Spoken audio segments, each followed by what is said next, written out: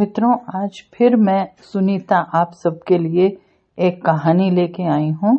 कहानी का शीर्षक है ऊर्जा और पदार्थ। एक दिन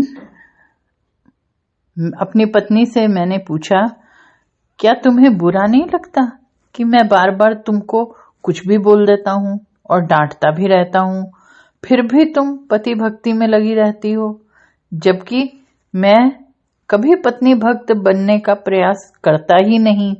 मैं भारतीय संस्कृति के तहत वेद का विद्यार्थी रहा हूँ और मेरी पत्नी विज्ञान की, परंतु उसकी आध्यात्मिक शक्तियाँ मुझसे कई गुना ज्यादा हैं, क्योंकि मैं केवल पढ़ता हूँ और वो जीवन में उसका अक्षरता पालन करती है। मेरे प्रश्न पर वह जरा सी हंसी और गिलास में पानी देते हुए बोली, यह बताइए कि एक पुत्र यदि माता की भक्ति करता है तो उसे मातृ भक्त कहा जाता है, परंतु माता यदि पुत्र की कितनी भी सेवा करे तो उसे पुत्र भक्त तो नहीं कहा जा सकता ना।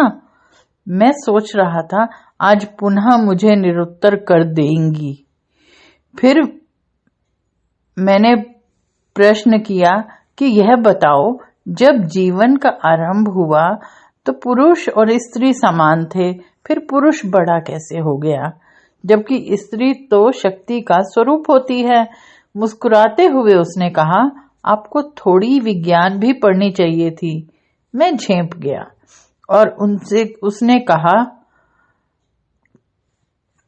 दुनिया मात्र दो वस्तुओं से निर्मित है, एक ऊर्जा है और एक है पदार्थ।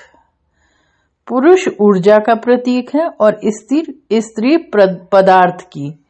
पदार्थ को यदि विकसित होना हो तो वह ऊर्जा का आधान करता है, न कि ऊर्जा पदार्थ का।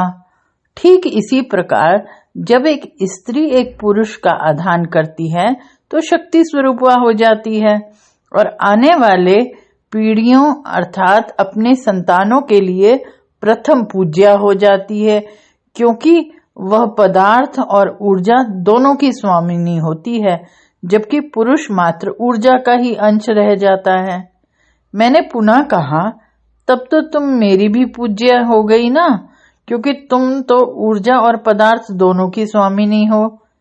अब उसने झेंपते हुए कहा, आप भी पढ़े लिखे मूर्खों जैसी बातें करते हैं। आपकी ऊर्जा का अंश मैंने ग्रहण किया और शक्तिशाली हो गई, तो क्या उस शक्ति का प्रयोग मैं आप पर ही करूं? ये तो संपूर्णता कृतघ्नता हो जाएगी। मैंने कहा, तो तुम पर शक्ति का प्रयोग करता हूं, फिर तुम क्यों नहीं बोलती? उसका उत्तर सुन मेरी आंखों में आंसू आ गए। उसने कहा,